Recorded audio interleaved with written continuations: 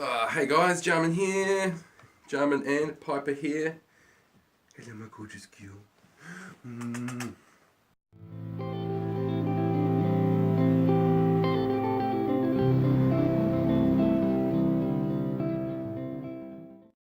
Alright, well, I'm going to bring up a topic that I couldn't find too much information on. Of course I did my research as I would usually do before I make a video, and the only research I can find on dating and cancer is star sign compatibility.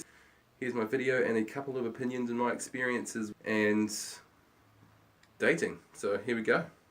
When I was very first diagnosed with melanoma, I was on the dating scene, Tinder, cringy, etc, going on the odd dates, just enjoying life and doing my thing. So it wasn't until I found out that it had spread when all the questions started coming into play.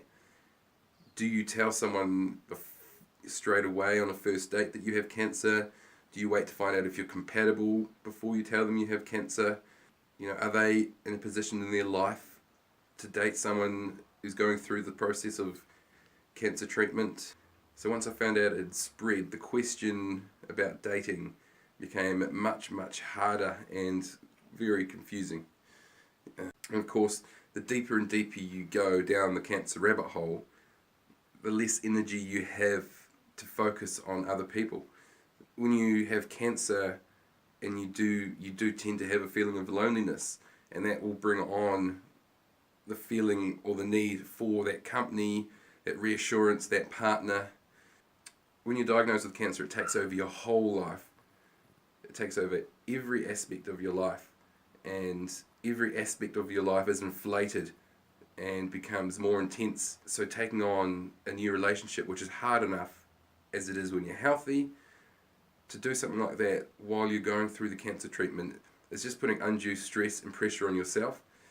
There are bound to be other people out there who are in the same situation as me, diagnosed with cancer and single, and wondering, where do I go from here?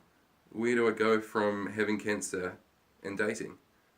Well, I'll give you my last 8 months experience of the situation. Quite a few things that you need to take into consideration if you are going to date with cancer. For example, you need to work out how out you are about your cancer, and you have to take into account the intensity of the other person's life as well, because asking someone to take on a relationship with someone with cancer is a huge ask.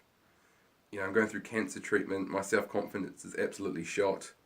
I look like crap, I feel like crap. And that does nothing for your self-confidence and your self-morale.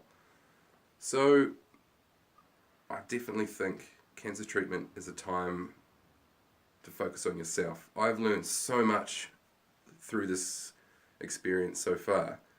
I've learned so much about myself, I've learned so much about the world around me, and being forced to adopt a new way to look at life. That's a journey that if you are already taking by yourself, I would not suggest taking on freshly with someone else. When you reveal to a person that you have cancer, say on a first date, second date, third date, that's a huge burden to put on someone's shoulders that you've just met, and you're forcing them to make the decision on whether they want to continue a relationship or not way sooner than what that decision is usually made. So in conclusion, I'm going to have to say, during cancer treatment, delete your Tinder and just put all of that dating out of your mind.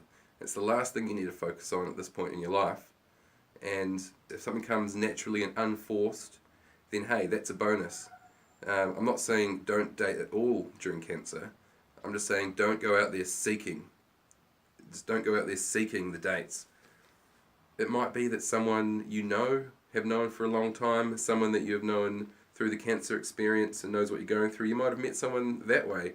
And hey, if it's easy, I'm not saying don't stop dating if it's coming easy. I'm just saying don't put yourself out there and give yourself undue stress when you just don't need it.